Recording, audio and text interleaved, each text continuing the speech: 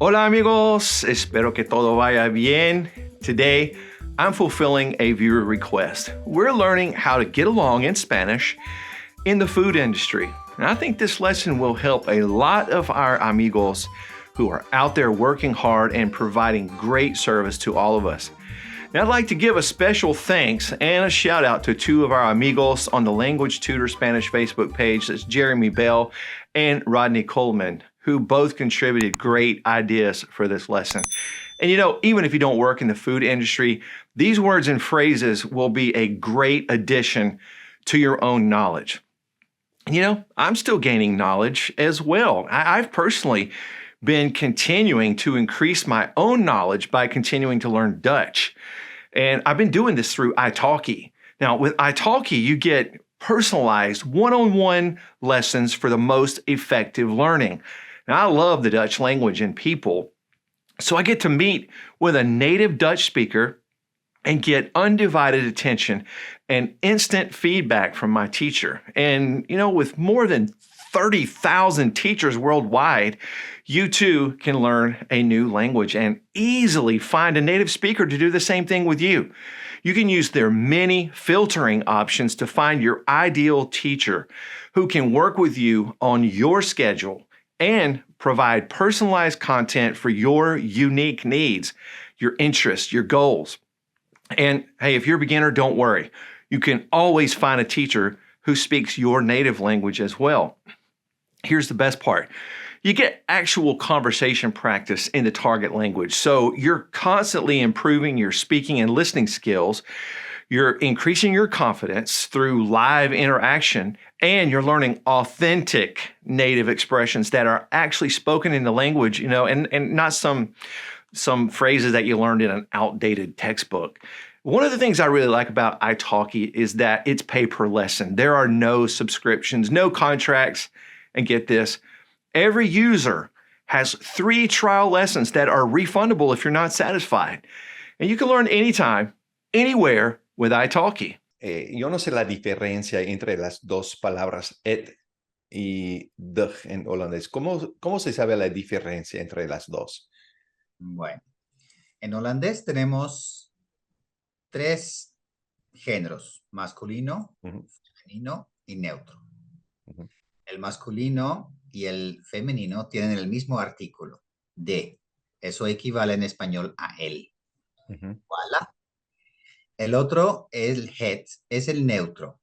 Y el neutro se utiliza para palabras que son neutras y no hay de otra manera que aprender las palabras. Don't wait to book your first lesson with italki. And listen to this. Right now, you can buy $10 and get $5 for free using my exclusive promo code, Danny2024. But you need to act now because this discount is only available for the first 50 users.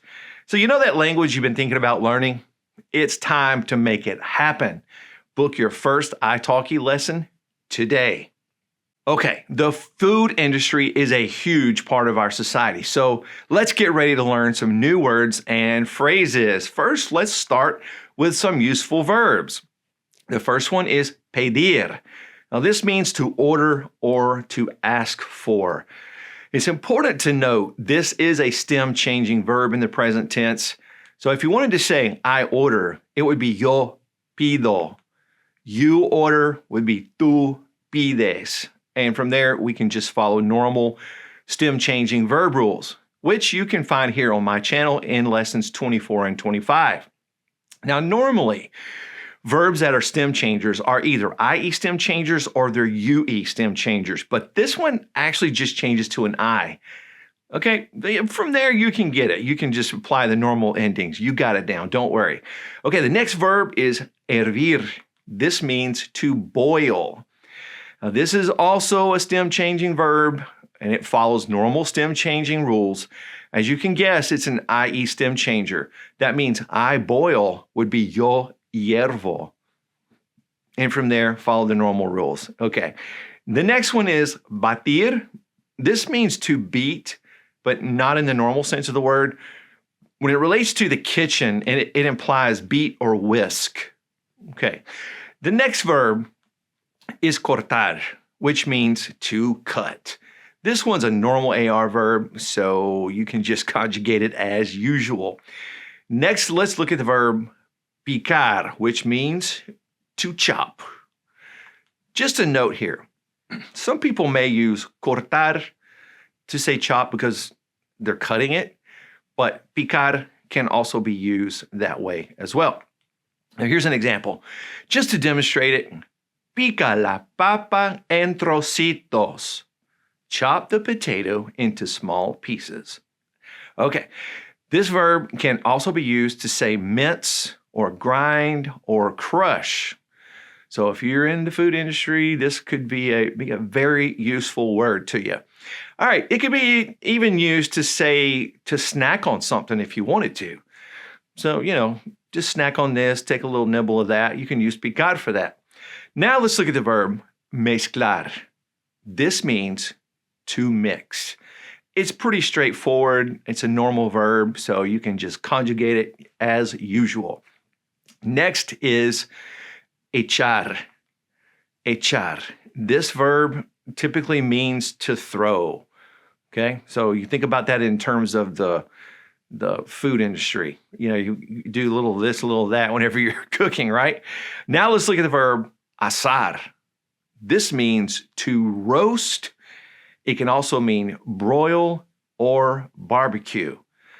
Now, you may have seen this in the noun or adjective forms of this. You've probably seen the word asado, as in carne asado. Yeah, that's a very common word that you'll see on menus and sometimes on signs, little stands where people sell food. You'll see this a lot. And that reminds me of eating asado argentino while I was in South America once. Amazing. You need to try it. Anyway, next is the verb freír. This means to fry. Now, I do want to mention this is a stem-changing verb also, and it's a bit weird to work out. It's kind of tough to figure out. So wait a minute, what changes to what, and which ending is it? And, okay, it's a lot like pedir that we mentioned a while ago. It changes to an I, but we will apply normal IR verb endings. So we're bringing the E's back in. For this one, I'll put up the chart and show you the conjugations just to give you that visual. So I fry is yo frío. Okay, you see it changes to I, normal ending.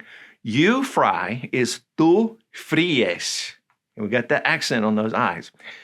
The él, ella, and usted form is fríe. And we fry, remember we don't stem change outside of the boot. No, not the nosotros and vosotros forms. So it's going to be nosotros freímos because we're not stem changing outside of the boot there. If you know what I'm talking about, you've watched some of my other videos about the chart, that's the boot, those left ones in the bottom right. Okay, so we don't stem change outside of that one. We don't do the nosotros and vosotros. So that means the vosotros form is freís.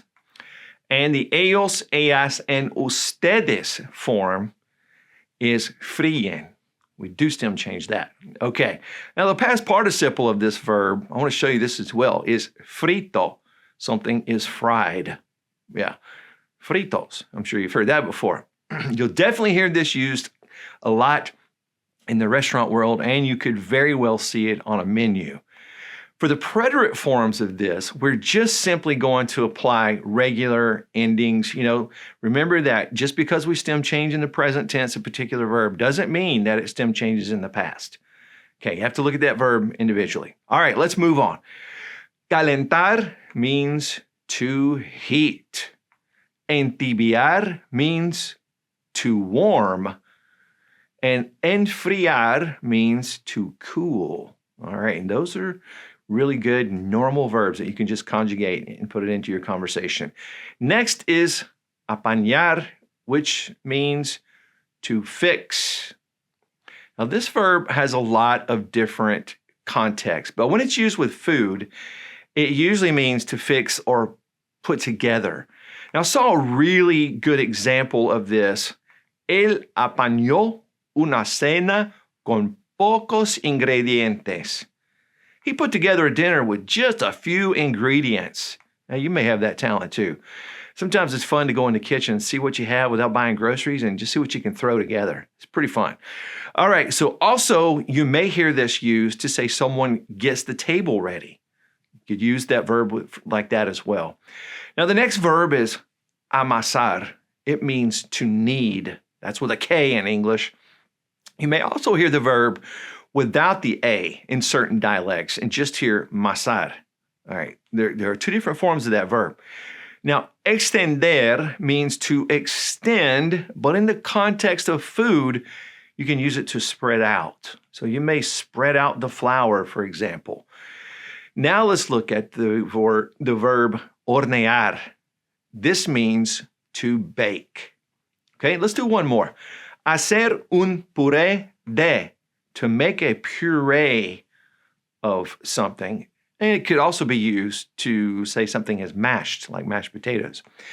Okay, now let's learn some nouns or adjectives you may hear and need to use in the restaurant industry.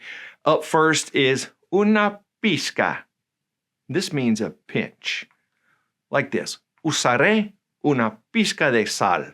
I'll use a pinch of salt. Okay. Also, un toque is a dab or just a touch of something. When you're measuring ingredients, you may use these. Una taza is a cup.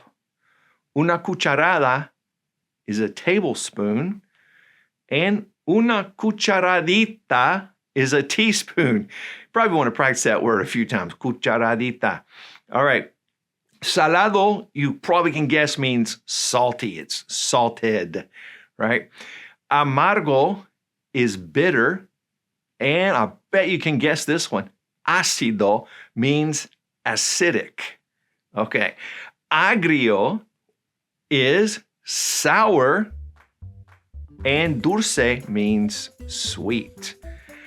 I want to end this lesson by mentioning the verb dejar, which means to leave, but we don't use this to say we're going to leave from somewhere.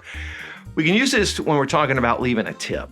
Okay, now I'm going to be covering this. I just want to go ahead and tell you, I'll cover this verb in the next lesson and all of its various uses. Okay, so be watching out for that next lesson.